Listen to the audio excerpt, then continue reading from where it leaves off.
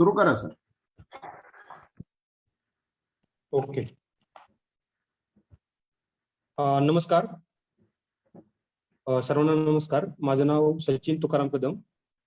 मी सध्या बुलढाणा या ठिकाणी उपविभागीय पोलीस अधिकारी म्हणजे DYSP म्हणून कार्यरत आहे. खरं तर सर्वप्रथम या सावित्री जिजाऊ जन्मोत्सव विठ्ठलराव शिंदे कला महाविद्यालय यातर्फे झाला आहे. त्या सर्वांनी मला इथे बोलण्याची संधी दिली त्याबद्दल मी सर्वांचे आभार व्यक्त करतो. आपले महेंद्र कदम सर असतील, आपले कोकाटे सर असतील, त्या सर्वांचे आभार व्यक्त करतो. खरं तर आपल्या सर्वांशी जे काही विद्यार्थी आहेत सर्वांशी बोलायला मला फार आवडेल, कारण जेव्हा मी स्पर्धा परीक्षेचा अभ्यास तयारी करत असतो तेव्हा असे काही लेक्चर्स व्हायचे. त्या लेक्चर नंतर एक आपल्याला ग्रुप यायचा अभ्यासाचा वगैरे, स्पर्धा परीक्षा करण्याचा वगैरे, आणि त्यातूनच मग नंतर आपल्या इन्स्पिरेशन म्हणून आपण पुढे जायचो. खरं तर मला सरांनी सांगितलेलं आहे की कशाविषयी बोलायचं आहे, काय सांगायचं आहे वगैरे. आपल्याला यापूर्वी पण आपले 2-3 लेक्चर झाले आपल्या या सिरीजमध्ये. तर मी तुम्हाला जास्त काही सांगणार नाही त्याच्याबद्दल टेक्निकल वगैरे. मी फक्त आपले जनरल आपल्याशी सर्वांशी गप्पा मारेल. खरं तर UPSC MPSC आणि जे सरळ सेवा भरती आपण म्हणतो, तर मला तर वाटतं हा तुमच्या हुशारीचा, की तुम्ही किती हुशार आहे किंवा तुम्हाला किती आधी माहित आहे किंवा तुमचा भूतकाळ किती हे आहे, अभ्यास वगैरे तुम्ही आहेत, याचा तो नाही यायचं आहे. ही एक्झाम आहे ती आपल्या इमोशनलची आहे, ही भावनात्मक एक्झाम आहे. ही बऱ्याच वेळा आपल्याला या स्पर्धा परीक्षेचा अभ्यास करताना खूप जास्त वेळ अभ्यास करावा लागतो. कधी कधी 10-12 तास, 14 तास, कधी कधी 18 तास तुम्हाला अभ्यास करावा लागतो. आणि हे माहित असताना सुद्धा की 6-7 लाख लोक ही परीक्षा देणार आहेत, त्याच्यामधून फक्त 150, 200, 250 किंवा 100 एवढ्याच जागा असतात. आपल्याला हे माहित असताना सुद्धा आपण अभ्यास करतो. तर असं आहे की याच्यामध्ये हुशार मुलंच आहेत किंवा जे फक्त टॅलेंट याच्या बळावरच आपण हे करू शकतो. तर खरं सांगायचं तर ही परीक्षा टॅलेंटची अजिबातच नाहीये. तर आपण जे काय हार्डवर्क करता त्या काळात आपलं जे डेडिकेशन असते आणि जे आपल्याला इन्स्पिरेशन मिळतं, त्या सर्वांचा संगम, आपल्या गुरुजनांचं आपल्याला असलेलं पाठबळ असतं, आईवडिलांचं पाठबळ असेल, या सर्वांचा संगम म्हणजे आपलं यश असते. तर मी आपल्याला थोडक्यात UPSC MPSC आणि सरळ सेवा भरती याबद्दल आपल्या सर्वांना माहिती सांगेल. खरं तर UPSC म्हणजे आपल्याला माहितीच आहे की ते देश स्तरावरती होते. दरवर्षी 1000-1200 एवढ्या जागा असतात. 100 ते 150 आसपास IAS, नंतर 150-200 IPS, IRS अशा क्लास 1 सुपर क्लास 1 सर्व्हिस असतात त्यामध्ये.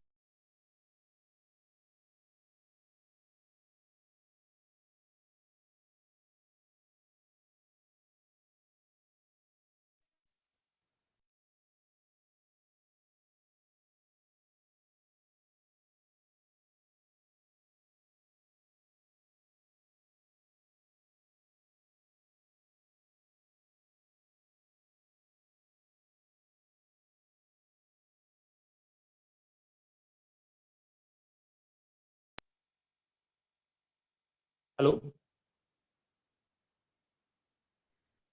ऐकू येते का आपल्याला? येतो येतो येतो. ओके. तर बऱ्याच वेळा कसं होतं की अभ्यासाची एक्झाम्स वगैरे टफ असते, परंतु ते आपल्याला क्रॅकच होणार नाही एवढी टफ नसते. ते आपल्याला आधीच सांगितल्याप्रमाणे की आपल्या जे डेडिकेशन असते किंवा तुमची जी काय म्हणता की एक 10 तास आपण चालतो, 10-12 तास चालतो आणि शेवटचे 15 मिनिटं चालताना आपल्याला खूप त्रास होतो. त्यावेळेस आपण आता गिव्ह अप करतो की नको, आता मला पुढचे होणार नाही. ही एक्झाम ही तशीच आहे एक्झॅक्ट, की 6 लाख लोक अभ्यास करत असतात, तयारी करत असतात, यश आपल्या जवळ आलेलं असते.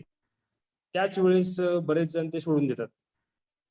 तर अशा प्रकारे ते शेवटचं म्हणतो आपण, जे काही 5-6 मिनिट टप्प्याचं, 4 मिनिट टप्प्याचं मेंटल ब्रेकडाऊन होतो आपण, ते एकदा आपण सर्वाइव्ह केलं की आपण हे एक्झाम यशस्वीरित्या पास करू शकतो. आता आपण पुन्हा UPSC कडे येऊया. तर UPSCचा सिलेबस आपल्याला सर्व नेटवरती मिळून जाईल आणि बऱ्यापैकी आपण जे शिकलेला असतो आपण 12वी पर्यंत किंवा आपल्या ग्रॅज्युएशन पर्यंत, तोच सिलेबस आहे, फक्त टफनेस लेवल थोडं जास्त असते. आणि खरं तर गेल्या बऱ्याच दिवसापासून UPSC एक्झाम बघतो आपण की खूपच ट्रान्सपरंट आणि खूप चांगल्या पद्धतीने हँडल केली जाते. आणि याच्यामध्ये अजून एक आहे की आपला इंटरव्ह्यू किंवा मुलाखत असते आपली.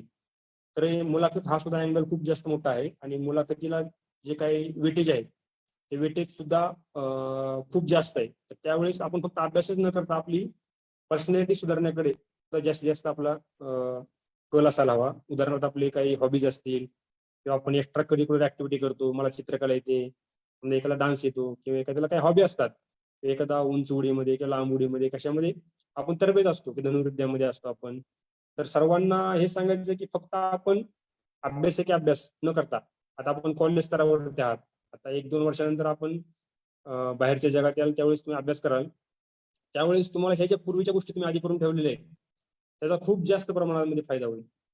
एक एक्झाम्पल सांगायचं झालं तर ऍक्च्युली माझं ग्रॅज्युएशन संपलं आणि मी लगेच युपीएससीची तयारी चालू केली.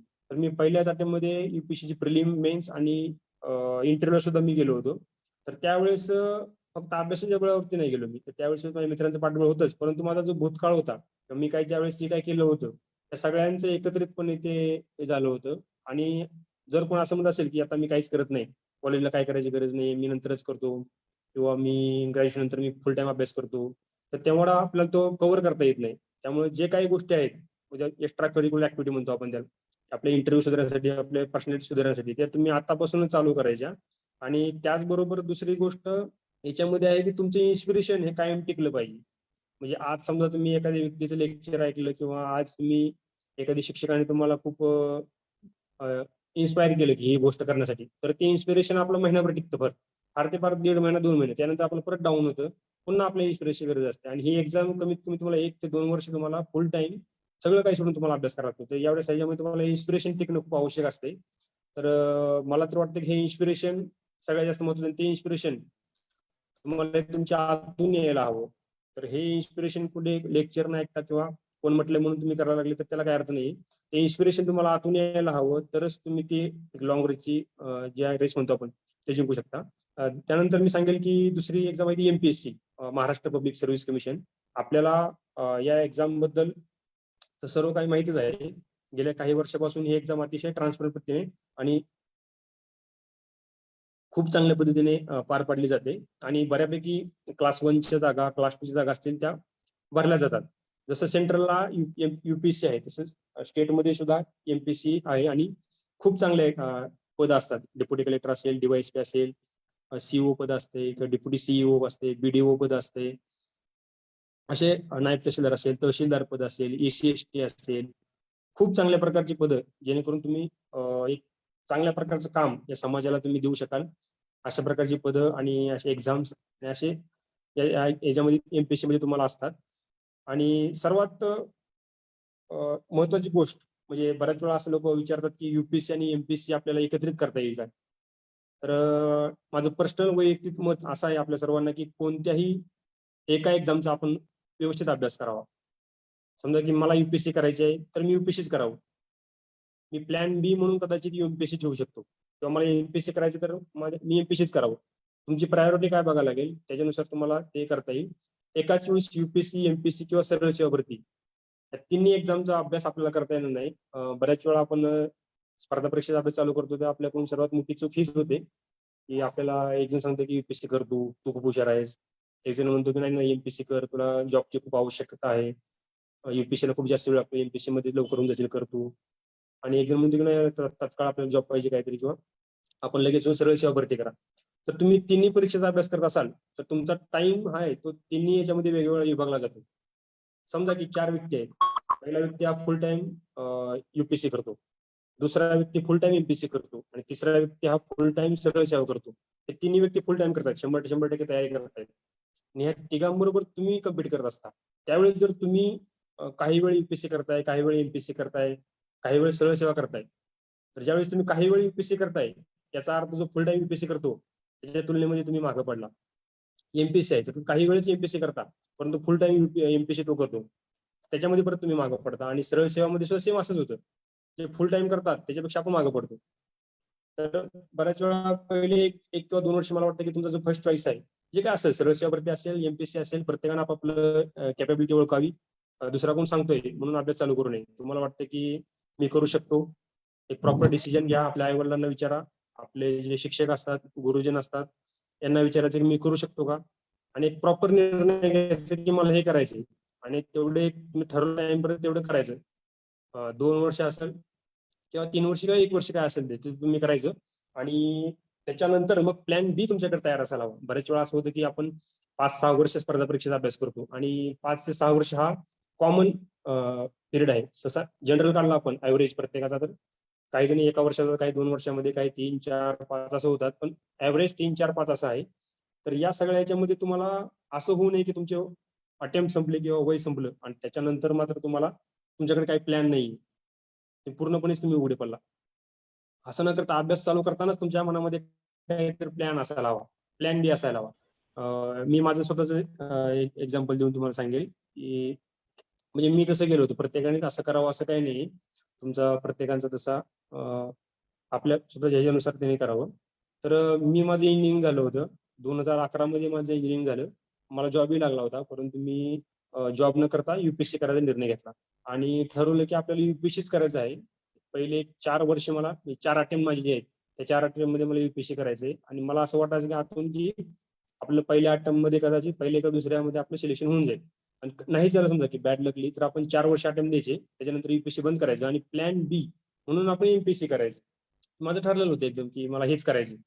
सुरुवातीच्या काळामध्ये जेव्हा मी युपीएससी अभ्यास चालू केला पहिल्याच वर्षी, त्याच वर्षी एमपीएससीच्या खूप चांगल्या जागा आल्या होत्या की 40-42 डेप्युटी कलेक्टर, डीवायएसपी वगैरे होत्या.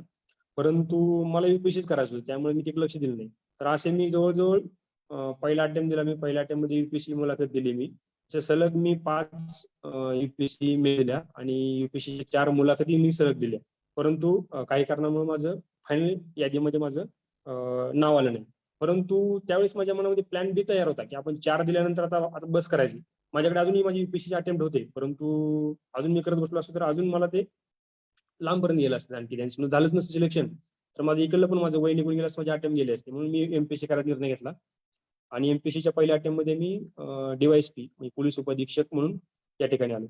तर प्रत्येकानेच माझ्यासारखंच किंवा असं करायचं म्हणजे असंच करावं असं नाहीये. माझं तुम्हाला एक सांगितलं प्लॅन बी कसा असावा. तुम्ही प्लॅन बी म्हणून आता मी एमपीएससी म्हणून प्लॅन बी, एमपीएससी ला प्लॅन बी म्हणून बघितलं. तर काही फुल टाइम एमपीएससी करतात तर त्यांनी सरळ सेवाला प्लॅन बी बघू शकता, किंवा काही इंजिनियर आहेत तर ते पुन्हा परत इंजिनिअरिंगसाठी किंवा जॉबसाठी बघू शकतात, किंवा काही तुमचं जे काय प्रोफेसर असेल किंवा काही इतर शिक्षक म्हणून असेल, किंवा तुमचा एक प्लॅन बी तुम्हाला तयार पाहिजे की जेव्हा तुम्हाला एक अशी वर्स्ट पॉसिबिलिटी आहे की तुम्ही झालंच नाही सिलेक्शन समजा. कारण सध्याची परिस्थिती म्हणजे सध्या खूपच कुणाला डिस्करेज करत नाहीये, परंतु सध्याची परिस्थिती फार भयानक आहे. खूप जास्त कॉम्पिटिशन आहे आणि फार कमी जागा आहेत. उदाहरण सांगायचं झालं तर 2017चं मी सांगेल, ज्यावेळेस आमचं सिलेक्शन झालं त्यावेळेस फक्त 135 जागा होत्या पूर्ण महाराष्ट्रामध्ये आणि त्यावेळेस जवळजवळ 5 लाख ते 6 लाख विद्यार्थ्यांनी फॉर्म भरले होते. तर एवढी कमी प्रोबॅबिलिटी आहे. म्हणजे आपण सगळं अभ्यास करतोच, बाकीच्या लोकांचा अभ्यास केला सिलेक्शन झालं त्यांनी अभ्यास केला नाही असं नसतं, अभ्यास आहेच, पण कुठंतरी एक आपलं लक लक पण आहे आणि त्याचबरोबर आपला अभ्यास सुद्धा आहे. तर मला सांगायचं की तुम्ही कुठेतरी एक तो प्लॅन बी आपल्याकडे तयार असायला हवा. काही जण चांगली शेती करू शकतात, काही जण इतर काही असेल प्लॅन बी म्हणून, तो प्लॅन बी कडे आपण बघू शकतो. तर मी सर्वांना सांगेल की स्वतःची प्रायोरिटी काय आहे बघा. तुमच्याकडे जर तेवढा वेळ असेल, 3-4 वर्षाचा वेळ असेल, किंवा तुम्हाला वाटतं की आपण एवढं हे करू शकतो, तुम्ही युपीएससी करा. तुमचं हुशारी वगैरे किंवा तुमचं काय म्हणतो आपण आपलं हार्डवर्क, आपले डेडिकेशनचे जे काही कॅपेबिलिटी असेल ते कोणाला चांगल्या मित्राला, आपल्या शिक्षकांना विचारा आणि त्याप्रमाणे फुल टाइम पाठीमागे लागा. तुम्ही जर अर्धवट अभ्यास करत असाल की बाबा आज थोडे दिवस करतोय आपण, 1 महिना अभ्यास करायचा, 15 दिवस नाही करायचा, पुन्हा 1 महिना करायचा, पुन्हा 15 दिवस नाही करायचा, तर माझं स्पष्ट मत असं आहे की असा अभ्यास करून आपल्याला जमणार नाही. युपीएससी किंवा एमपीएससी अशी परीक्षा आहे की तुम्हाला तुमच्या आयुष्याची 1 वर्ष, कमीत कमी 1 वर्ष तुम्हाला फुल टाइम द्यावं लागतं. म्हणजे काही अति हुशार किंवा असे जे अति टॅलेंटेड असतील तर कदाचित त्यांना 5-6 महिने लागतील, पण 6 महिने सुद्धा त्यांना डेडिकेटेड द्यावं लागतील.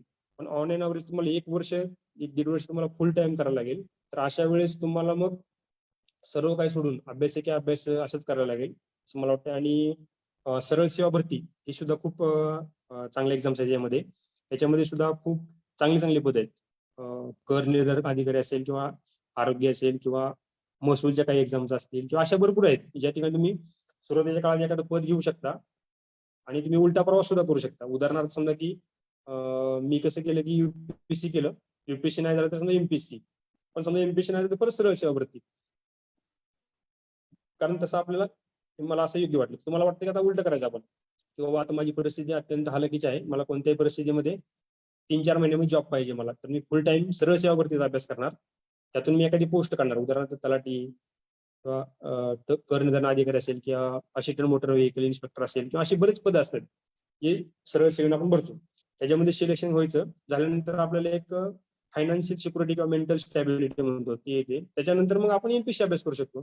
मग एमपीएससी सिलेक्शन झालं की मग पुन्हा स्टॅबिलिटी आली, तुम्हाला वाटलं की मला पुन्हा युपीएससी करायचंय, तर तुम्ही परत युपीएससी करू शकता. म्हणजे तुम्हाला उलटाही प्रवास आहे आणि असा सुद्धा प्रवास आहे. तर आपली प्रायोरिटी कशी आहे आणि आपल्या आजूबाजूची कंडिशन कशी आहे हे बघून आपण ठरवायला हवं असं मला वाटतं.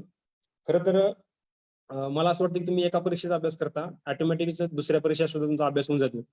परंतु तो अभ्यास, फक्त तेवढाच अभ्यास तुम्हाला परीक्षा पास होण्याकरता पुरेसा नाहीये. उदाहरणार्थ मी युपीएससी केलं, तर मी 3-4 वर्ष युपीएससी केलं, परंतु त्या युपीएससीच्या अभ्यासावरती मी एमपीएससी पास होईल असं अजिबात नाही. परंतु माझं जे काय म्हणतो आपण त्याला बेस तयार झाला होता. 70% बेस तो त्या अभ्यासामुळे तयार झाला, परंतु सिलेक्शन होण्यासाठी जे 30% लागतं वरचं, त्या 20% ते मात्र मला सेपरेटच अभ्यास करायला लागतो. आणि मी एमपीएससीचा अभ्यास करत असेल तर असं असं समजू नये की मला ते सरळ सेवा भरती खूपच सोपी जाईल आणि मी ऑटोमॅटिक देऊ शकेल. तर तुम्हाला सेपरेटलीच अभ्यास करावा लागतो प्रत्येक परीक्षेचा, युपीएससी असेल, एमपीएससी असेल किंवा सरळ सेवा भरती असेल. प्रत्येकांचा सिलेबस दिलेला आहे आणि त्या सिलेबस वरती ते प्रश्न विचारले जातात. तर तो सिलेबस बऱ्याच वेळा आपल्याकडून चूक अशी होते, माझ्याकडून चूक झाली होती की आपण जनरल सरसकट सगळाच अभ्यास करतो. उदाहरणार्थ हिस्ट्री, तर तुम्हाला हिस्ट्रीमध्ये शिवाजी महाराजांबद्दल काय विचारलं असेल तर आपण संपूर्ण शिवाजी महाराजांची हिस्ट्री वाचतो, आपला आवड म्हणून वाचतो, त्याला काय ठीक आहे. परंतु बऱ्याच वेळा पुस्तकामध्ये फक्त एकच पॉईंट असतो, काहीतरी एकच पॉईंट. समजा काय विचारलं त्यांचं की त्यांची आग्रा भेट, एवढंच पॉईंट विचारलं. तर सिलेबसला काय आहे आपल्याला ते ते ते आपल्याला माहित असणं खूप आवश्यक आहे. तुम्ही बाकी सगळं वाचलं परंतु ते सिलेबसला नाहीच तुमच्यासाठी, तर तुमचा वेळ वाया गेल्यासारखं आहे. तुम्हाला नॉलेज आहे, तुम्हाला मिळेल, परंतु जे महत्वाचं आपण जे म्हणतो की आपण कुठे मागे पडतो, आम्ही खूप जास्त अभ्यास करतो तरी सुद्धा मला मार्क मिळत नाही. याचं कारण असं आहे की जे सिलेबसला आहे त्या सिलेबसला धरूनच आपण केलं पाहिजे. सिलेबसमध्ये 5 पॉईंट आहेत, 1, 2, 3, 4, 5, आणि पुस्तकामध्ये 10 पॉईंट आहेत. तर शहाणपण याच्यामध्ये आहे की ते 5 पॉईंट वाचणे आणि त्याच्या अनुषंगानेच अभ्यास करणे. बाकीचं तुम्ही अतिरिक्त वाचू शकता, पण ते अतिरिक्त टाइममध्ये करू शकता. परंतु सरसकट कोणतीही पुस्तकं, म्हणजे एखादं पुस्तक आहे, XYZ नावाचं पुस्तक खूप गाजलेलं आहे, तर पुस्तक घेऊन तुम्ही पहिल्यापासूनच पहिलं पेज ते शेवटचं पेज 400 पेज वाचले, त्याला काय अर्थ नाही. त्याच्यापैकी मी फक्त 5 पेज वाचले जे परीक्षेला येणार आहे, तर ते खूप इफेक्टिव्ह आहे. त्यामुळे मी सर्वांना एक माझी बहीण, लहान बहीण सोनाली कदम ही सुद्धा डिवाइस आहे, सध्या अलिबाग येथे आहे. तर तिचं मात्र पहिल्या अटेम्प्टमध्येच ती डिवाइस झाली. तर आम्ही असं केलं होतं की एक्स्ट्रा आपल्याला काय वाचायचं नाही, जे त्यांनी एक्स्ट्रा आपल्याला काहीच करायचं नाही. तर जे सिलेबसला आहे सिलेबस बघायचा, सिलेबस पूर्णपणे तुम्ही पाठ करून टाकायचा किंवा तुमच्या हाताखालून सिलेबस गेला पाहिजे. आणि एका हातावर सिलेबस गेला, सिलेबसचे काही 400 पॉईंट आहेत समजा, ते 400 पॉईंटच बघायचे. उदाहरणार्थ कुठलं घेतात, जिओग्राफी घ्या. जिओग्राफीमध्ये काय आहे की एक पॉईंट आहे समजा की महाराष्ट्राची लोकसंख्या, असं काय काय पॉईंट आहे. तर आपण बऱ्याच वेळा कसं करतो की त्याच्याबरोबरच मग मणिपूरची लोकसंख्या, मग इकडली आंध्र प्रदेशची लोकसंख्या, इकडली लोकसंख्या, तिकडली लोकसंख्या असा करायचा प्रयत्न करतो. बऱ्याच वेळा तुम्हाला विचारलंय काय पॉईंट, काय परीक्षेला काय पॉईंट आहे, महाराष्ट्राची लोकसंख्या. तर तुम्हाला प्रश्न सरळ साधा असतो की त्या महाराष्ट्राच्या लोकसंख्येवरच तुम्हाला विचारणार, तुम्हाला त्या सिलेबसच्या बाहेर जाऊन विचारणार नाही. परंतु आपल्याकडून मेजर चूक अशी होती की आपण ते मेन ते सोडतो बाजूला, बाकीच करत बसतो. तर सर्वांना एक विनंती आहे आणि सर्वांना मी सांगेल पण की आपण ज्या परीक्षेचा अभ्यास करता, युपीएससी असेल, एमपीएससी असेल किंवा सरळ सेवा, याचा सिलेबस ठरवून दिलेला आहे. तो सिलेबसची कॉपी काढा, स्वतःच्या हस्ताक्षरामध्ये पूर्ण सिलेबस लिहा आणि त्या सिलेबसनुसार पाठांतर झाल्यानंतर मग तुम्हाला कळून जाईल की कोणते पुस्तक वाचताना की ह्या सिलेबस मध्ये हाच पॉईंट या पुस्तकात आहे, मी एवढाच वाचेल, याच्यापेक्षा जास्त मी वाचणार नाही. तर अशा वेळेस मग तुम्ही एक स्मार्ट वर्क म्हणतो आपण की तुम्हाला वेळ पण कमी लागेल. ज्या ठिकाणी आपण 400 पेजेस वाचायचो दिवसभरामध्ये, तिथे तुम्हाला 20 पेज वाचायचे फक्त, तर तुम्ही 2 तास वाचू शकाल, तुमचं रिव्हिजन होऊन जाईल जास्त याच्यामध्ये. तर ही सुद्धा गोष्ट मला जर थोडी उशिरा कळली, ही गोष्ट जर आधी कळली असती तर कदाचित त्याचा फायदा झाला असता. तर सर्वांनी पुन्हा पूर्ण जो सिलेबस आहे काढून फक्त तो प्रिंट आउट नाही काढायची, फक्त स्वतःच्या हस्ताक्षरात लिहायचा आणि प्रत्येक पॉईंट वरती किती प्रश्न विचारले याची माहिती आपल्याला असली पाहिजे, तेवढंच करायचं. त्या बाहेरचं काय कधी सिलेबसच्या बाहेर कधी कोण विचारत नाही. त्याचबरोबर अजून एक सांगायचं आहे की स्पर्धा परीक्षेचा अभ्यास करताना बाकीच्या गोष्टी सुद्धा खूप जास्त असतात. बऱ्याच वेळा प्रलोभन असतात किंवा बऱ्याच गोष्टी असतात. आर्थिक तर म्हणतो आपण, आर्थिक गोष्ट तर आहेच, पण त्याचबरोबर पाठबळ असतं घरच्यांचं, मित्रांचं किंवा हे गोष्टी आहेतच. पण त्याचबरोबर ही आपल्या मेंटलची परीक्षा आहे, म्हणजे मेंटल टफनेस आहे. तुम्ही आता उद्यापासून अभ्यास चालू केला तर तुम्ही 1 महिन्याभर तुमचं स्ट्रेंथ टिकून येऊ शकाल. महिन्याभरानंतर तुम्हाला ऑटोमॅटिक तुम्ही डिस्करेज होऊन जाल, तुम्हाला डिप्रेशन येईल, आपण कशासाठी अभ्यास करतोय, काय चालू आहे आपल्या आयुष्यामध्ये, असं बऱ्याच वेळा वाटत राहतं. म्हणजे ते नॉर्मल आहे. बऱ्याच वेळा तुमचे मित्र चांगल्या ठिकाणी जॉब करत असतात, त्यांना चांगला पगार असतो, ते सेटल झालेले असतात आणि आपण मात्र अभ्यास करत असतो. तर ही परीक्षा ही त्या त्या मेंटल टफनेसची आहे. तुमचा मेंटल टफनेस एवढा असायला हवा की बाकीच्या गोष्टींचा तुमच्यावर इफेक्ट व्हायला नाही पाहिजे. बऱ्याच वेळा मित्र पिक्चर बघायला गेले समजा, किंवा बरेच वेळा फिरायला गेले असतील, किंवा ते सेटल झाले असतील, तर त्यांचे आयुष्य आहे, त्यांचं त्यांनी ते जगतात व्यवस्थित. आपलं काय ठरवलंय, आपण बाय चॉईस आपण इकडे आलेलो आहे अभ्यास करण्यासाठी म्हणा किंवा स्पर्धा परीक्षेसाठी. आपलं ध्येय क्लिअर पाहिजे, आपल्याला ते करायचंय. बऱ्याच वेळा आपण भरकटण्याची शक्यता खूप जास्त असते. तर यासाठी मग भरकुटून नाही, यासाठी एक चांगले मित्र असणे आवश्यक आहे. त्याचबरोबर तुम्हाला चांगला एखादा गुरु किंवा तुम्हाला एखादे काय म्हणतो आपण त्याला, मेंटॉर, एक मेंटॉर चांगला असणे खूप आवश्यक आहे, जेणेकरून आपण भरकटणार नाही. आपण कुठं रस्ता चुकायला लागलो तर लगेच सांगू शकेल की नाही नाही हे असं करायचं. तर इथं आपल्या गुरूंची भूमिका खूप महत्वाची असते. माझ्या आयुष्यात सुद्धा असे चांगले चांगले गुरु मला माझ्या प्राथमिक शाळेमध्ये, माझ्या माध्यमिक शाळेमध्ये असे भेटले. म्हणून त्याचा मला खूप जास्त फायदा झाला. तसेच मी आता सर्वांस संधी आलेलेच आहेत. तर आपले जे नेताजी कोकाटे सर आहेत, यांच्याबद्दल सुद्धा मी 2 शब्द आपल्याला सांगू शकतो.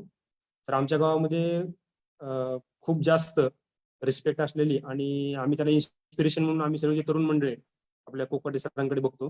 खरं तर त्यांनी खूप जास्त कठीण काळातून ते हे यश मिळवलेलं आहे आणि त्यांचं जे बघतो आपण त्यांचा जो प्रवास आहे, त्यांचे लहान भाऊ सुद्धा अत्यंत चांगले शिक्षक आहेत. तर त्यांनी त्यांच्या खूप जास्त, म्हणजे मी शब्दामध्ये सांगू शकत नाही की दुसरा एखादा मित्र कलेक्टर जरी झाला, ह्यांचं जे यश आहे ते त्याच्यापेक्षा मोठं मला वाटतं. आणि ते जे कायम आपल्याला मोटिवेट करत राहतात, ते अभ्यास करायला सांगतात, अशा प्रकारचे शिक्षक किंवा अशा प्रकारचे लोक आपल्या आयुष्यात असणे खूपच जास्त आवश्यक आहे. कारण बऱ्याच वेळा एक आठवड्यातून एकदा किंवा महिन्यातून एकदा तुम्हाला डिप्रेशनची परिस्थिती तुमच्यावरती येते की मी कशाला करतोय, माझं सिलेक्शन होईल का नाही, पुढे का होईल माझं, म्हणजे बऱ्याच गोष्टी असतात त्यामध्ये. तर अशा वेळेस एक मेंटॉर आपल्या आयुष्यात असणे आवश्यक आहे.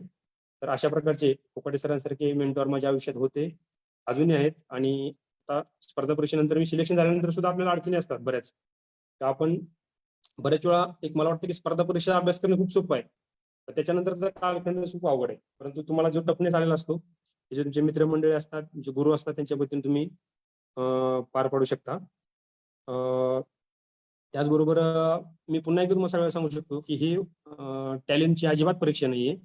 तुम्हाला टॅलेंट किती आहे, तुम्ही किती 90% 95% 100% किती टक्के याला, म्हणजे एक ठराविक लिमिट पर्यंत याला महत्व आहे. त्याच्यानंतर मात्र तुमची हार्डवर्क, तुमची सिन्सिअरिटी, तुमचं डेडिकेशन आणि तुमचे इन्स्पिरेशन, या सर्व गोष्टी तुम्हाला तारून नेऊ शकतात. जर असेल टॅलेंट असेल तर तुम्हाला ठराविक लेवलपर्यंत घेऊन जाईल, परंतु जर तुमच्याकडे डेडिकेशन, तर तुम्ही एक टॅलेंट किती 4 तास अभ्यास कराल, त्याच्यानंतर तुम्ही अभ्यास नको म्हणाल किंवा वरती अभ्यास नाही होत नाही. तुम्हाला कंटिन्युअस रोज तुम्हाला 12 तास, 15 तास, 18 तास अभ्यास करणे आहे. तर हे तर मग या ठिकाणी तुम्हाला तुमचं ज्या बाकीच्या गोष्टी आहेत, हार्डवर्क असेल, सिन्सिअरिटी असतील, या गोष्टी तुम्हाला उपयोगी ठरतात. माझ्या पद्धतीने जे मला सरांनी सांगितलं होतं त्याप्रमाणे मी UPSC, MPSC, सरळ सेवा भरती याविषयी आपल्याला सांगण्याचा प्रयत्न केला.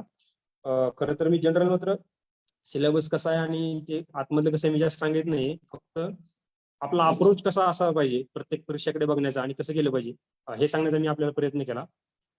तरी सुद्धा आपल्याला काही याविषयी प्रश्न असतील तर नक्की त्याचं स्वागत आहे, आपण मला सांगू शकता.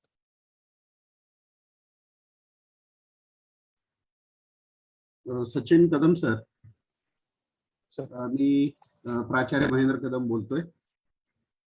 कदम साहेब हे आपल्या इंग्रजी विभागाचे प्रमुख डॉक्टर कोकाटे सर यांच्या गावचे आहेत आणि यांची एक आवर्जून स्वतंत्र ओळख आपणाला सांगायला पाहिजे. ती ओळख अशी आहे की ते सख्खे बहीण भाऊ एका वेळी DYSP म्हणून त्यांचं सिलेक्शन झालेलं आहे 2017च्या बॅचला. एक अत्यंत छोट्या, म्हणजे 2,500 लोकवस्तीच्या गावातून माढ्याला अपडाऊन कराव्या लागणाऱ्या एका छोट्या गावातून आलेले हे बहीण भाऊ आहेत. आणि यांनी एक मोठं यश या परीक्षेमध्ये मिळवलेलं आहे. विठ्ठलवाडी गावाची आणखी एक ओळख सांगायला हरकत नाही की एखाद्या गावामधून जेव्हा काही अधिकारी तयार होतात, आता कोकाटे सरांचा उल्लेख केला, राजेंद्र गुंड सर आहेत किंवा त्यांच्या गावातले अनेक मंडळी आहेत, तर दरवर्षी किमान तुम्ही ऐकणाऱ्यांना सगळ्यांसाठी माझं हे आवर्जून निवेदन आहे की दरवर्षी या गावातून किमान 2 ते 3 अधिकारी सरळ सेवामध्ये असतील, फॉरेस्ट ऑफिसर असतील, एमपीसी युपीएससी मध्ये असतील, कुठं ना कुठं ते जॉईन होताना दिसत आहेत आणि कुठली ना कुठली पोस्ट काढताना दिसत आहेत. तर हे जे इन्स्पायरेशन आहे हे मला वाटतं फार महत्वाचं आहे. तर मी कदम सर तुम्हाला असं विचारेन की थोडंसं तुमचीच आणखीन तपशिलामध्ये तुम्ही कुठल्या परिस्थितीतून आला याच्याबद्दल थोडे 2-5 मिनिटं सांगितलं तर मग मुलं आणखीन तुमच्याशी बोलायला लागतील. मी आपल्या माहिती थोडक्यात ओळख करून दिलीच होती. मी विठ्ठलवाडी, तालुका माढा, जिल्हा सोलापूर या गावातून आलेलो आहे. माझं प्राथमिक शिक्षण आहे ते प्राथमिक शिक्षण जिल्हा परिषद प्राथमिक शाळा विठ्ठलवाडी या ठिकाणी झालं. त्याच्यानंतर माध्यमिक शिक्षण हे संभाजीराव चव्हाण माध्यमिक विद्यालय विठ्ठलवाडी, म्हणजे 10वी पर्यंत शिक्षण मी माझ्या गावातच घेतलं. त्याच्यानंतर 11वी-12वी मी सायन्सला दयानंद कॉलेज या ठिकाणी सोलापूर या ठिकाणी ऍडमिशन घेतलं. दयानंद कॉलेजला 11वी-12वी झाल्यानंतर माझ्या मनामध्ये इंजिनिअरिंग करायचं होतं, तर त्या अनुषंगाने मी विद्या प्रतिष्ठान कॉलेज ऑफ इंजिनिअरिंग बारामती या ठिकाणी इलेक्ट्रॉनिक्स अँड टेलिकम्युनिकेशन यासाठी 2007 मध्ये प्रवेश घेतला आणि 11 मध्ये मी माझं पासआउट झालं. तर जनरल म्हणजे घरच्याची परिस्थिती सांगायची म्हणजे परिस्थिती आपल्या मध्यम स्वरूपाची होती. माझे वडील रेल्वेमध्ये खलाशी म्हणून काम करत होते. खलाशी एक नावाची पोस्ट असते. तर आता त्यांनी व्हॉलंटरी रिटायरमेंट घेतली. खलाशी म्हणून त्यांनी जवळजवळ 30-35 वर्ष काम केलं सोलापूर या ठिकाणी. रोज विठ्ठलवाडी ते सोलापूर 60-65 किलोमीटर अंतर आहे.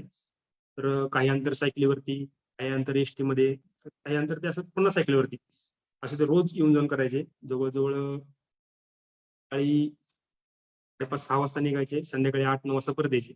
मी यापूर्वी आपल्याला सांगितलं की इन्स्पिरेशन हे आपल्याला कोणी बाहेरून देता कामा नये. कोणाचं लेक्चर ऐकलं मी किंवा कोणाचं पुस्तक वाचलं मग मला इन्स्पिरेशन आलं, तर इन्स्पिरेशन हे आपल्या आतून यायला हवं. तर माझ्यासाठी आपल्याला माझे इन्स्पिरेशन माझे आई वडील होते.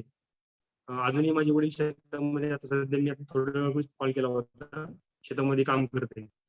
आई जेव्हा आपण कॉल करेल तेव्हा ते काम करत असतात. त्यांना कामाची खूप आवड आहे, ते हार्डवर्किंग आहे माणसे. तर यांच्याकडून मला खरं तर इन्स्पिरेशन मिळालं. आणि दुसरी गोष्ट मला आपल्याला आवर्जून सांगावं आवडेल की माझी आई कधीच शाळेमध्ये गेली नाही. तिला सायन्स सुद्धा येत नाही. आता आम्ही हळूहळू तिला सायन्स शिकवत आहे. आणि वडील सुद्धा जास्त शाळेमध्ये गेलेले नाहीत. त्यांना सुद्धा थोडंफार ते नोकरी असल्याकडे थोडं हिंदी बोलता येतं आणि साईन करता येईल.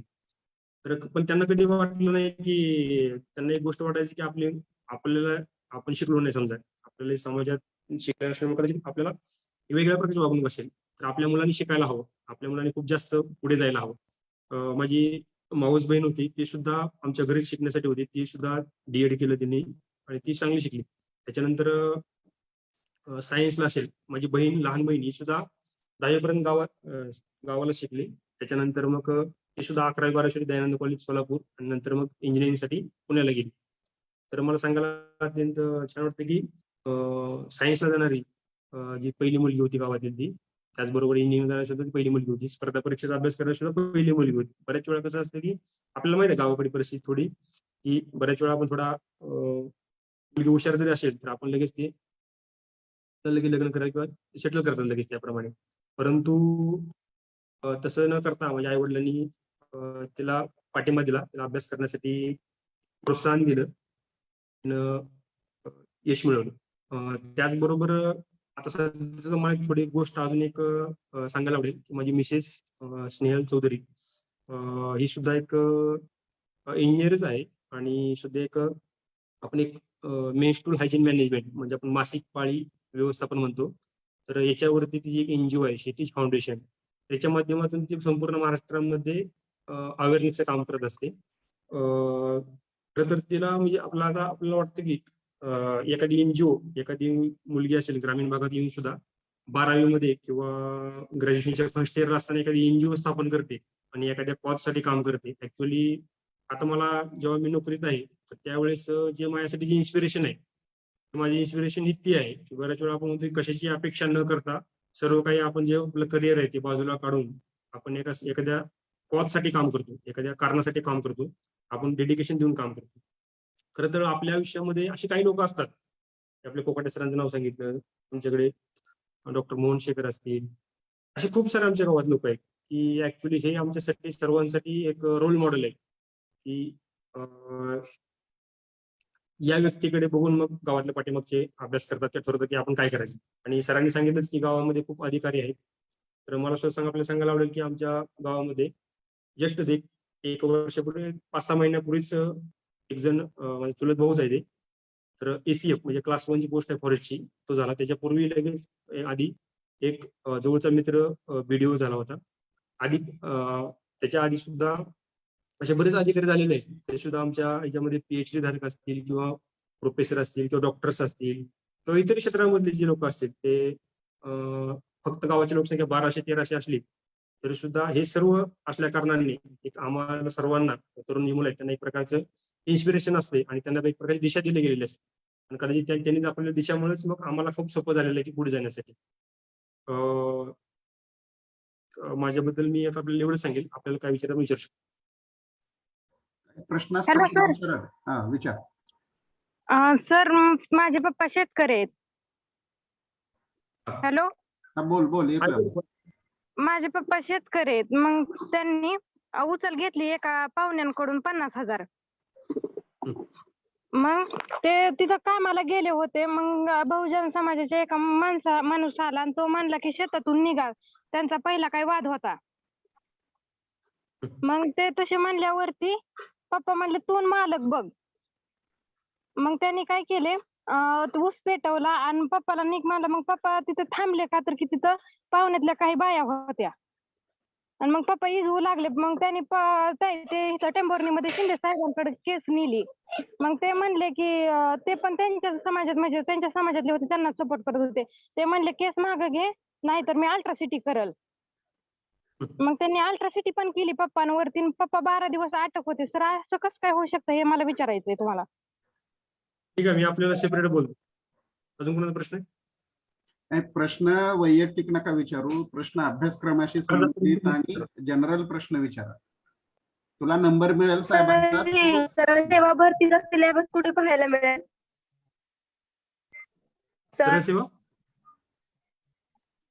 सरळ सेवा भरतीचे तुम्ही म्हणाला MPSC UPSC सरळ सेवा भरती वगैरे त्याचा सिलेबस कुठे पाहायला मिळेल, म्हणजे कुठे सर्च करावा लागेल वगैरे?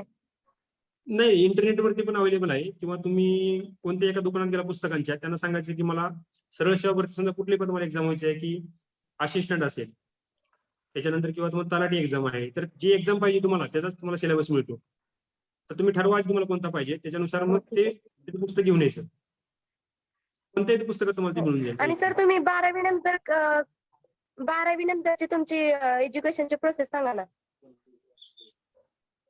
12वी नंतर मी सायन्सला ऍडमिशन घेतलं होतं आणि मी इंजिनिअरिंग कॉलेज जे आहे विद्याप्रसन्न कॉलेज ऑफ इंजिनिअरिंग बारामती या ठिकाणी ऍडमिशन घेतलं होतं. इलेक्ट्रॉनिक्स अँड टेलिकम्युनिकेशन मध्ये फर्स्ट क्लासमध्ये मी पास झालो. उमेश काय प्रश्न आहे का? आपल्याला काय प्रश्न असतील? हा सर, राज्यसेवा पूर्वसाठी आता 15 दिवस शिल्लक आहेत. 23 जानेवारीला एक्झाम आहे. ओके.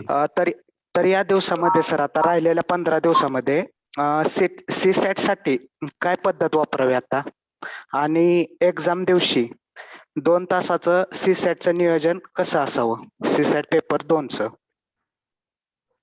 व्हेरी गुड, खूप चांगला तुम्ही प्रश्न विचारलेला आहे.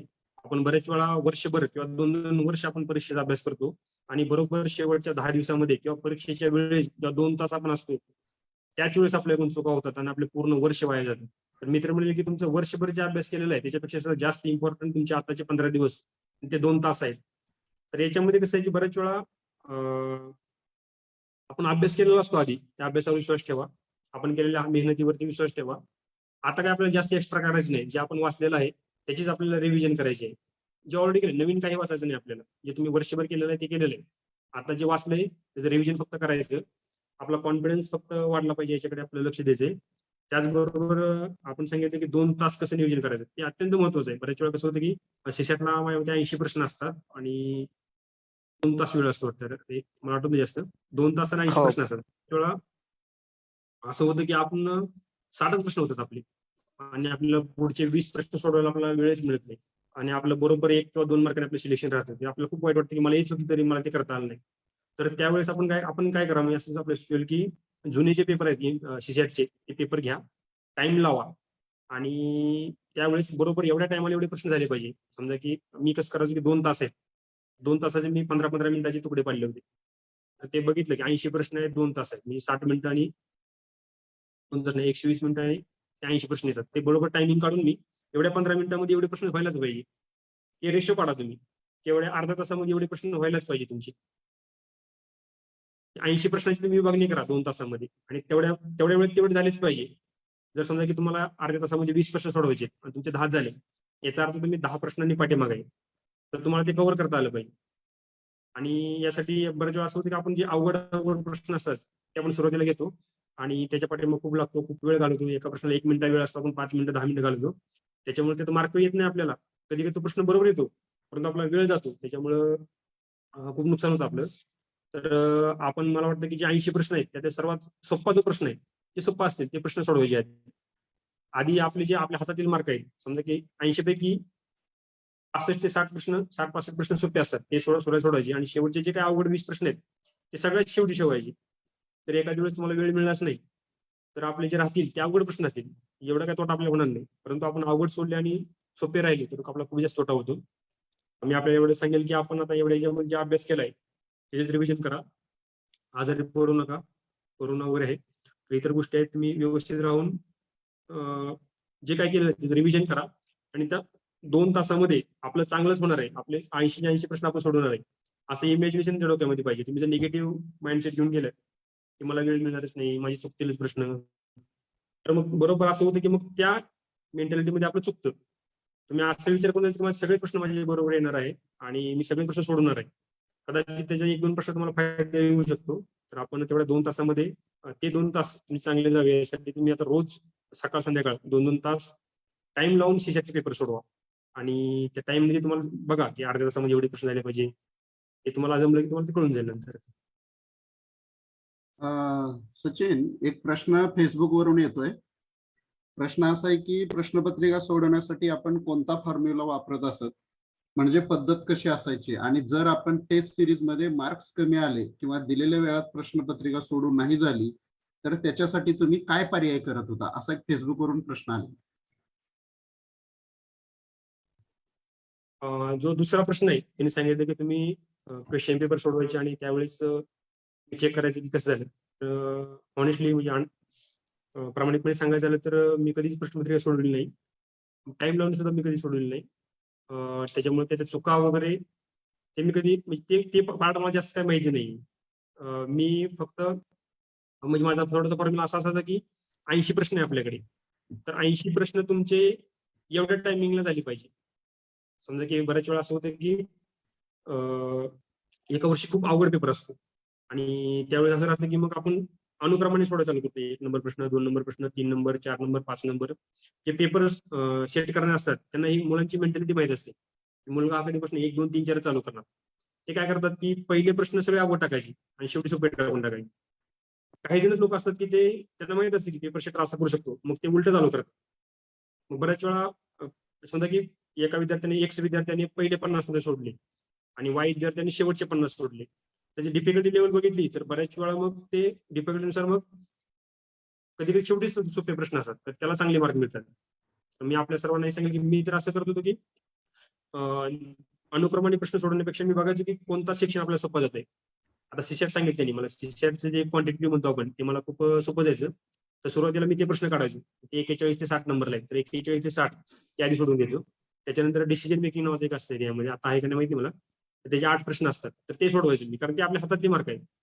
जे तुमची स्ट्रेंथ आहे, जे तुमच्या हातातले मार्क आहेत ते कधीही सुरुवातीला सोडवायचे. मग तुम्ही ते 60 ते 70 किंवा 70 ते 80 किंवा 1 ते 10 कोणत्याही अनुक्रमाने तुम्ही न जाता जो सोपे ते अवघड याप्रमाणे जावं असं मला वाटतं. तुम्ही जर अवघड ते सोपे चालले तर तुम्हाला बऱ्याच वेळा नुकसान होऊन जाईल. त्यापेक्षा सोपा मग अशी डिफिकल्ट लेवल तुमची वाढत गेली पाहिजे आणि शेवटच्या मिनिटाला सर्वात डिफिकल्ट क्वेश्चन तुमच्याकडे असला पाहिजे असं मला वाटतं. त्याचबरोबर पेपर मी कधी हॉलमध्ये जाऊन सोडलं नाही, पण मी प्रॅक्टिस करताना माझ्या टेबलवरती मी करायचो पूर्ण 2 तास प्रॅक्टिस कधी केली नाही, परंतु 10 मिनिटं प्रॅक्टिस करायचो, तर 10 मिनिटांमध्ये एवढे प्रश्न झालेच पाहिजे. तुकडे पाडले होते मी असे. आपणही 2 तास बसून तसं करू शकता. आणि माझा एक अजून सांगायचं म्हणजे की क्लासेसवरती किंवा या गोष्टीवरती मला जास्त असं माझा विश्वास पण नाही, आणि मला वाटतं की जे करायचं ते आपल्याला करायचं आहे, आणि फक्त क्लासेस वगैरे आपल्याला मार्गदर्शन करायचे असतात. बऱ्याच वेळा क्लासेसमध्ये जे प्रश्न असतात त्याची डिफिकल्टी लेवल असते, आणि जी एमपीएससी प्रॉपर डिफिकल्ट लेवल असते, खूप फरक असतो. तर बऱ्याच वेळा आपण क्लासेसमध्ये एखादा प्रश्नपत्रिका दिली आणि त्यात खूप कमी मार्क पडले, आपण डिप्रेशन जातो की मी अरे मला काहीच येत नाही, मी करत नाही, बाकीच्या चांगली मार्क पडली. पण बऱ्याच वेळा त्या पेपरचा आणि तुमच्या फायनल पेपरचा काही संबंध नसतो. तो पेपर तुम्ही एक तो म्हणून एक टाइम म्हणून घ्या. तुम्ही काय म्हणता की टाइमचे मॅनेजमेंट करायसाठी मी पेपर सोडवतोय असं घ्या. आणि दुसरी गोष्ट, तुम्ही प्रवाहात आहात इतर मित्रांबरोबर, म्हणून तुम्ही त्या टेस्ट सिरीजकडे बघा. त्याला किती मार्क पडते त्याला काहीच किंमत नाही. असं येऊ शकतं की तुम्हाला तिथे 20 पडतात पण तुम्हाला फायनलला 50 पडले. असं होऊ शकतं तुम्हाला इथं 50 पडले पण फायनलला तुम्हाला 20 पडले. डायरेक्ट रिलेशन टेस्ट पेपरचं याचं काही नाही. फक्त तुम्हाला ते मार्गदर्शन करण्याकरता ना आपलं किती आपण खोलामध्ये आहोत ते करण्यासाठी ते टेस्ट सिरीज महत्वाची आहे. परंतु त्या मार्कावरून व्हायचं अजिबात काय कारण नाही. आणि एखाद्याला खूप चांगले पडले तर वर जाण्याची काही कारण नाही.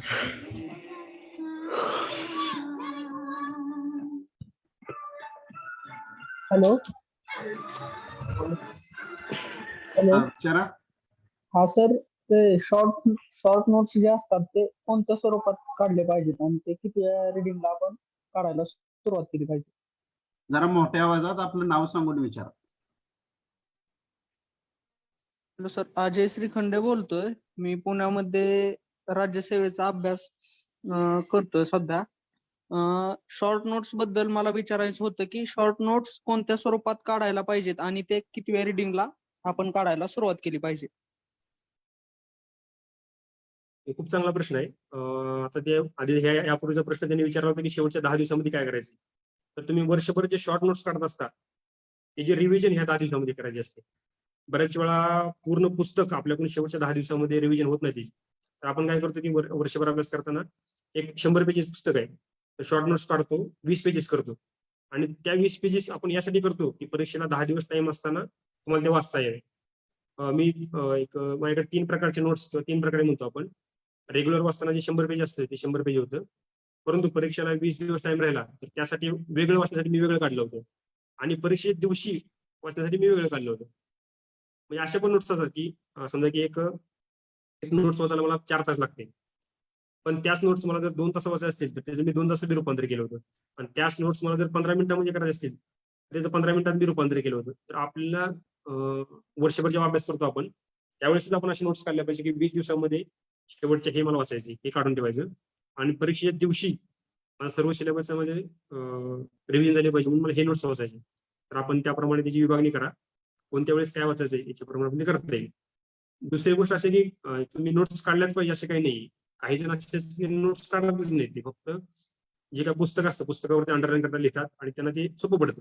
आपल्याला कसं योग्य पडतं त्याप्रमाणे बघा. पुस्तकात आपण नोट्स काढू शकता किंवा सेपरेट नोट्स काढू शकता आपण. पुढचा प्रश्न.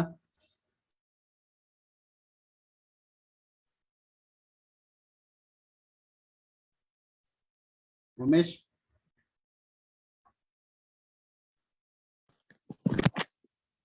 हा सर. हा विचारा, मोकळेपणाने विचारा, काय अडचण नाही. हा सर, माझा विचारून झालाय क्वेश्चन. इथं आपल्या चॅट बॉक्स मध्ये पूनम कुटे म्हणून त्यांनी क्वेश्चन विचारलाय, तो मी रीड करतो. हा कर. सर, मी BA सेकंड इयरला आहे, तरी पण MPSC राज्यसेवा प्रिलिमचा फॉर्म फिल केलाय. याचा नेक्स्ट अटेम्प्टला मला प्रॉफिट होऊ शकतो का? तुम्ही जर ते सिरियसली केलं असेल तर तुम्हाला त्याचा फायदा होईल. बऱ्याच वेळा समजा की आपण नुसतं अटेम्प्ट देतो की अनुभव घ्यावा म्हणून किंवा कसं आहे ती परिस्थिती कशी आहे बघण्यासाठी वगैरे करतो. तर तसं काय आपल्याला त्याचा जास्त फायदा होत नाही. परंतु तुम्ही जर तो शेवटच्या वर्षांचा तुम्ही अटेम्प्ट देतात, तुम्ही फॉर्म भरला, तो जर तुम्ही सिरियसली केला तर निश्चितच तुम्हाला ते फायदा होऊन जाईल. पण तुम्ही जस्ट द्यायचा म्हणून अटेम्प्ट दिला असेल तर ते अटेम्प्ट झाल्याशिवाय दुसरा काही फायदा होणार नाही असं मला वाटतं. परंतु तुम्ही जर आता सेकंड इयर जर असला तर तुमचं ग्रॅज्युएशन संपलंय अशा हिशोबाने तुम्ही अभ्यास करा आणि तो अटेम्प्ट द्या. होईल किंवा नाही हे माहित नाही, परंतु निश्चितच तुम्हाला नेक्स्ट अटेम्प्ट मध्ये त्याचा फायदा होऊन जाईल. हा, हॅलो सर. मी थोडस ह्याच्यामध्ये करेक्शन करतो आता. आता या वर्षीपासून जी एक्झाम होणार आहे त्या एक्झाम मध्ये जो आपण फॉर्म भरल्यानंतर अटेम्प्ट देणार आहे तो काउंट केला जाणार आहे. म्हणजे कास्टनुसार अटेम्प्ट आता काउंट केले जाणार आहेत. 9 Okay. अटेम्प्ट आहेत आता. म्हणजे UPSC ला ज्याप्रमाणे 6 आहेत त्याप्रमाणे आता ओबीसी एसटी समाजातील लोकांसाठी 9 अटेम्प्ट आहेत आणि ओपन साठी 6 अटेम्प्ट आहेत. त्यामुळे MPSC आता हा सर ने तशी सुधारणा केली का? हो आता लेटेस्ट या जाहिरातीपासून ते लागू होणार आहेत. बरोबर. 2022 मध्ये ज्या सर्व एक्झाम होणार आहेत त्या एक्झाम पासून ही पद्धत लागू होणार आहे. बरोबर, ठीक आहे. हा त्याच्यामुळे ग्रॅज्युएशन कम्प्लीट झाल्यानंतरच दिलेले अटेम्प्ट म्हणजे फायदेशीर होतील. तोपर्यंत अभ्यास कम्प्लीट करून ठेवणं गरजेचं आहे. अगदी बरोबर आहे. म्हणजे जर असे हो. अटेम्प्ट असतील तर तुम्ही पूर्णपणे तुमचा तो आधी अभ्यास पूर्ण करा आणि त्याच्यानंतरच तुम्ही ते अटेम्प्ट द्या. UPSC मध्ये असं आहे की जोपर्यंत तुम्ही जरी मी फॉर्म भरला असेल तर जोपर्यंत जाऊन मी परीक्षा देत नाही तोपर्यंत अटेम्प्ट काउंट होत नाही. MPSC मध्ये कसं आहे मला माहित नाही, मी फॉर्म जरी भरला असेल पण मी जाऊन परीक्षाच दिली नाही, मी गेलोच नाही, तर तो अटेम्प्ट काउंट होत नाही. तर असं जर हो अटेम्प्ट सर. काउंट मध्ये तर पण आपला अटेम्प्ट वाया घालू नये असंच मला वाटतं. परंतु आपल्याला वाटतं की बाबा माझं ग्रॅज्युएशन संपलं, मला खूप खात्रीच आहे, मला खूप अभ्यास आहे, मला होणारच आहे ते माझं दुसऱ्या अटेम्प्ट म्हणजे सिलेक्शन. तर त्यावेळेस आपल्याला रिस्क घ्यायला काही हरकत नाही. मी जर त्या ठिकाणी असतो तर मी 100% शेवटच्या वर्षाला सुद्धा मी अटेम्प्ट दिला असता आणि त्याला चांगला म्हणून बघितलं असतं आणि पुढच्या वर्षाला मला फायदाच झाला असता. पण आपण कसं करता त्यानुसार आहे ते. नंतरही करू शकता, पण ऍडवायजेबल आहे की तुम्ही पूर्ण अभ्यास झाल्यानंतरच देऊन टाका. माझा एक प्रश्न असा आहे, बऱ्याचदा आता तुम्ही म्हणाला की मी 4 अटेम्प्ट UPSC दिले आणि नंतर MPSC कडे कन्वर्ट झालो. तर UPSC अभ्यासक्रम आणि MPSC अभ्यासक्रम याच्यामध्ये किती तफावत आहे की जेणेकरून ते लवकर कव्हर होऊ शकतं का? हा एक माझा प्रश्न आहे. बरोबर आहे सर. मला असं वाटतं की जवळजवळ 60% सिलेबस हा दोन्हीचा सेम आहे. परंतु यापूर्वी सांगितलं की तुम्ही फक्त UPSC केलं आणि त्या अभ्यासावरती तुम्ही MPSC पास व्हाल असं कधीच होत नाही. हा. तर तुम्ही MPSC केलं आणि त्याच अभ्यासावरती तुम्ही सरळ सेवा भरती पास व्हाल असं अजिबात होत नाही. सिलेबस मध्ये समानता आहे. उदाहरणार्थ UPSC आणि MPSC मध्ये 50 ते 60% सिलेबस समानता आहे. MPSC आणि सरळ सेवा जे काय तलाठी म्हणून आपण कुठली त्याच्यामध्ये 50-60% आहे. परंतु तुम्हाला जर 100 पैकी 50 ते 60 मार्क मिळाले तर इतरांबरोबर झाले. मला जे काही सिलेक्शन होण्याकरता जे काही 68 कट ऑफ लागले तर जे वरचे 8 मार्क आहेत ते 8 मार्क खूप टफ असतात आणि तुम्हाला मग ते सेपरेट अभ्यास करावा लागतो. तर सर मला असं वाटतं की सिलेबस आहे, समानता आहे, 60% समानता आहे. परंतु तुम्हाला जो कट ऑफ क्लिअर करायचा आहे 68-70 काय असेल ते पुढचे 10 मार्क आहेत ते खूप जास्त महत्वाचे आहे आणि त्या 10 मार्कासाठी तुम्हाला प्रॉपरच त्याच परीक्षेचा अभ्यास करावा लागतो. आणखीन कोण प्रश्न विचारतंय? हा सर, चॅट बॉक्स मध्ये एक क्वेश्चन आहे तो रीड करतो मी. आकांक्षा सरदे यांचा क्वेश्चन आहे. सर, मी ग्रॅज्युएशनच्या सेकंड इयरला आहे आणि मला UPSC ची प्रिपरेशन स्टार्ट करायची आहे, तर मी काय करायला हवं? ग्रॅज्युएशनच्या शेवटच्या वर्षाला आणि UPSC करायची. हो, UPSC करायची म्हणते. सेकंड इयरला आहेत त्या आणि UPSC ची प्रिपरेशन स्टार्ट करायची त्यांना. हो, करता येईल, काहीच इश्यू नाहीये. खरं तर हा. UPSC मध्ये बऱ्यापैकी जे आपले NCERT म्हणतो, जे काही NCERT पुस्तक असतात म्हणजे आपले रेग्युलर स्टेट बोर्डाचे नाही, NCERT ची पुस्तक असतात. तर त्याच्यापैकी प्रिलिमला त्याच्यापैकी बऱ्यापैकी सिलेबस त्याच्यामध्ये असतो. तर मी एवढं सांगेल आपल्याला की ती NCERT ची पुस्तकं आहेत. तर ती बेसिक पुस्तकं एकदा आपल्या डोळ्याकडून वाचून घ्या. त्याचबरोबर आपली पर्सनल डेव्हलपमेंट आहे तर त्याच्याकडे जास्त लक्ष द्या. करिक्युलर ऍक्टिव्हिटी म्हणतो आपण. MPSC मध्ये तसं तर बघायला गेलं तर इंटरव्ह्यूला जास्त मार्क नाही आहेत. 100 मार्क आहेत फक्त. 100 पैकी तुम्हाला बघतात आणि इकडं माझ्यामध्ये 800 मार्क असतील. MPSC मध्ये मेन्सला 800, लेखीला आणि इंटरव्ह्यूला 100 असं काहीतरी त्याचं वेटेज आहे. परंतु UPSC मध्ये इंटरव्ह्यूला खूप जास्त वेटेज आहे. बऱ्याच वेळा तुम्हाला मेन्सचे सगळे मिळून मार्क तुमचे 600 असतात. लेखीचे 600, 650, 700 आणि इंटरव्ह्यू हा 275 मार्काचा असतो. त्याच्यामध्ये तुम्हाला कधी कधी 200 मार्क मिळतात. म्हणजे 600 हे आणि 200 हे तर या दोघांचे बेरीज करून तुम्हाला रँक मिळते. एमपीएससी मध्ये हे 800 आणि ह्या 100 पैकी 60 मिळेल, 860. तर एवढं काही ते वेटेज वाटत नाही, 800 आणि 60 असं वेटेज नाही. परंतु युपीएससी मध्ये 600 आणि 200 जवळजवळ 1/3 वेटेज असल्यासारखं त्या पूर्ण ह्याच्यामध्ये आहे. तर इंटरव्ह्यूला खूप जास्त सिरियसली घेतलं गेलं पाहिजे असं मला वाटतं. आणि आपण एक्स्ट्रा वेगळं करणं म्हणजे असं काय की आपले एक्स्ट्रा करिक्युलर ऍक्टिव्हिटी असतात. आपण काही सामाजिक सेवामध्ये काम करत असतो, MSW मध्ये कुणावर असेल किंवा एखाद्या आपलं काय म्हणतात की हॉबी असेल आपली एखादी, की चित्रकला असेल, जे काय आपण खेळता काय करता त्याच्यामध्ये तुम्ही वर जायचा प्रयत्न करायचा. आपलं व्यक्तिमत्व हे बहुआयामी असायला हवं. आपलं वक्तृत्व असेल किंवा आपलं लिखाण असेल, तर याला सुद्धा खूप जास्त महत्व आहे. लिखाण आपला लेखनाचा सराव असायला हवा, आपला स्पीड लेखनाचा वाढायला हवा. तर या गोष्टीकडे लक्ष द्यायला पाहिजे असं मला वाटतं. परंतु खूप जास्त बर्डन आताच अभ्यास करणं हे बरोबर नाही. तुमचं ग्रॅज्युएशन आहात, ग्रॅज्युएशन मस्त तुम्ही एन्जॉय करा, पण त्याच्या बरोबरीनेच या गोष्टी तुम्हाला थोड्या थोड्या करायच्या. जेव्हा तुम्ही फुल टाइम अभ्यास कराल तेव्हा मात्र तुम्ही फुल टाइम सर्व काही करायचं.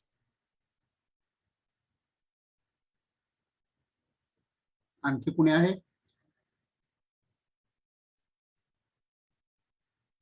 कोकटे सर.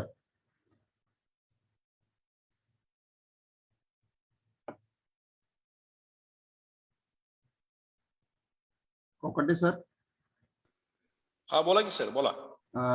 तुम्ही बोला, थोडं कॅमेरा सुरू करून बोला. नाही, गायकवाड सरांना बोलू इथे सर.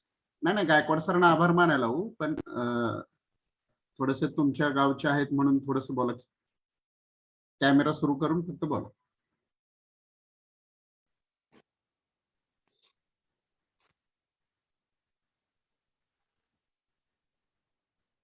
हॅलो. हा, आवाज येतोय, कॅमेरा सुरू करा.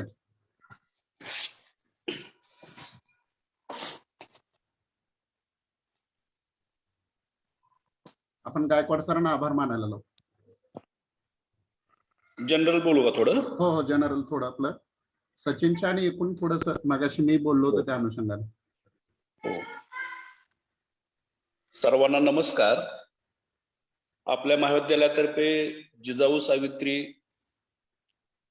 जन्मोत्सव याच्या अनुषंगानं आपण विविध व्याख्याने इथे ठेवलेले आहेत. त्यातलाच आजचा व्याख्यानाचा एक भाग म्हणून आपण या व्याख्यानाकडे पाहिलेला आहे. आमची स्टाफची चर्चा झाली आणि त्या माध्यमातून सचिनचं नाव मी सुचवलेलं होतं आणि सचिननं त्याचं मत इथं मांडलेलं आहे. निश्चितपणे हे व्याख्यान आपल्यासाठी खूप प्रेरणादायी आहे. आता तो माझ्याच गावाचा असल्यामुळं मला थोडं बोलावं लागेल. हा, त्यासाठी मगाशी असाच एक विषय आला होता. कदम सरांनी सचिनला एक प्रश्न विचारला होता की तुमची परिस्थिती नेमकी काय आहे आणि कसं तुम्ही हे पद अचीव केलं किंवा हे टार्गेट तुम्ही कम्प्लीट केलं. तर मला फक्त तुम्हाला इथं एकच मुद्दा सांगायला आवडेल. एमपीसी, यूपीसी किंवा स्पर्धा परीक्षा याच्यामध्ये मुलांसाठी खास करून मी बोलतोय, आपली परिस्थिती कधी आडवी येत नाही, कारण त्याचा अनुभव आम्ही सगळ्यांनी घेतलेला आहे. आणि तसं जर पाहिलं तर विठ्ठलवाडी गाव खूप छोटं गाव आहे, परंतु तिथं एमपीसी यूपीसीची एक स्पेशल कल्चर तयार झालेलं आहे. आणि त्याच्यामध्ये आमची ज्येष्ठ मंडळी आणि आमचं सगळ्यांचं कोऑर्डिनेशन, त्याच्यामुळं आमच्या गावामध्ये आता विठ्ठलवाडीचाच विषय निघलाय म्हणून आमच्या गावामध्ये एक मॉडेल म्हणून आम्ही या एमपीसी यूपीसी कल्चरकडे पाहतोय. आणि नाही म्हटलं तरी कदम सरांनी मगाशी सांगितलेलं आहे की कुठलीही परीक्षा असू द्या, त्या परीक्षेमध्ये एखादा दुसरा विद्यार्थी आमचा कुठली ना कुठली पोस्ट काढतोच. याचं महत्वाचं कारण असं आहे, सर आमच्या गावामध्ये वाचनालय खूप चांगलं आहे आणि आमच्या गावामध्ये एमपीसी यूपीसी स्पर्धा परीक्षेची एक चांगल्या पद्धतीची कल्चर तयार झालेली आहे. आणि दुसरा महत्वाचा भाग म्हणजे परिस्थिती हा एक भाग असतोच. जिथं आपल्याला काहीच मिळत नाही, जिथं आपल्याला काहीच नसतं पूर्वीचं पिढीजात, तिथं माणसं मला वाटतं प्रयत्न करून काहीतरी असावं, असा एक भाग आमच्या इथं आहे. कारण तसं म्हटलं तर परिस्थिती सगळ्यांची हलाखीचीच होती सुरुवातीला. त्या भावनेतून, त्या प्रेरणेतून देखील आमची मुलं पुढे आलेली आहेत. आणि त्यातच सचिनचा जर विचार केला आपण, आता तुमच्या समोर DYSP म्हणून त्यांनी व्याख्यान दिलेलं आहे. आमच्यासाठी सचिनच आहे, परंतु आपल्यासाठी आज ते DYSP साहेब आहेत. त्यांचा जर वेगळा इतिहास सांगायचा म्हटलं तुम्हाला तर मला वाटतं महाराष्ट्रातली ही पहिली केस आहे की जिथं बहीण भाऊ ऍट ए टाइम दोघं DYSP झालेले आहेत. स्वतः तो आणि त्याची बहीण दोघं DYSP झालेले आहेत. आणि विशेष म्हणजे या दोघांनी कुठल्याही प्रकारचा क्लास लावलेला नव्हता.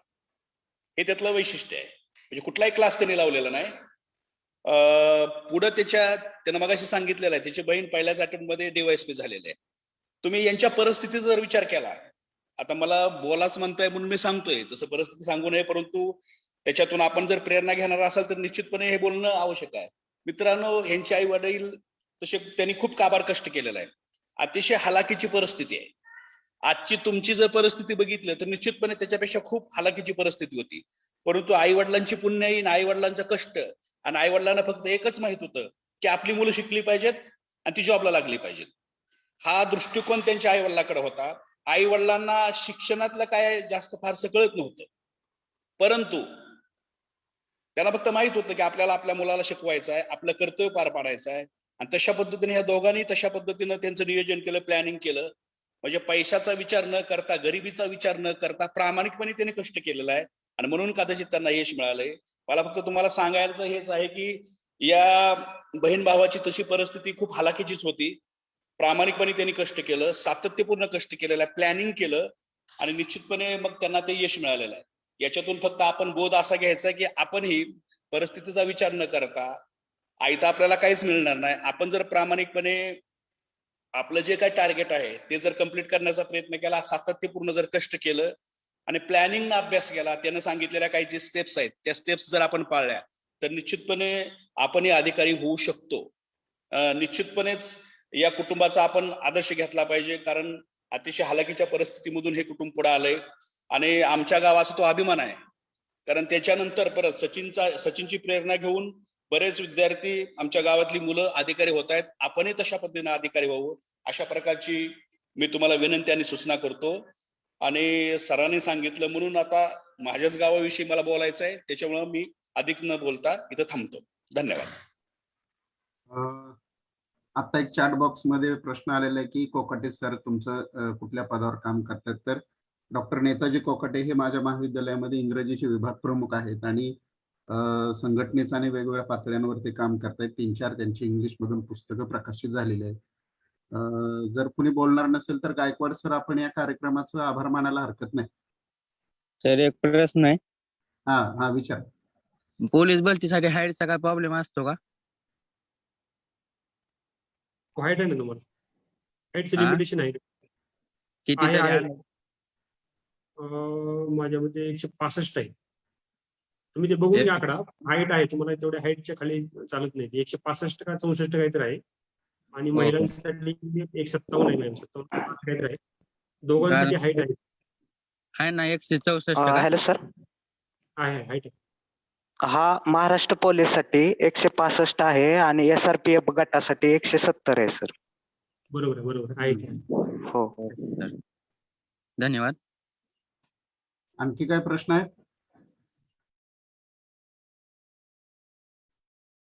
गायकवाड सर. नमस्कार सर्वांना.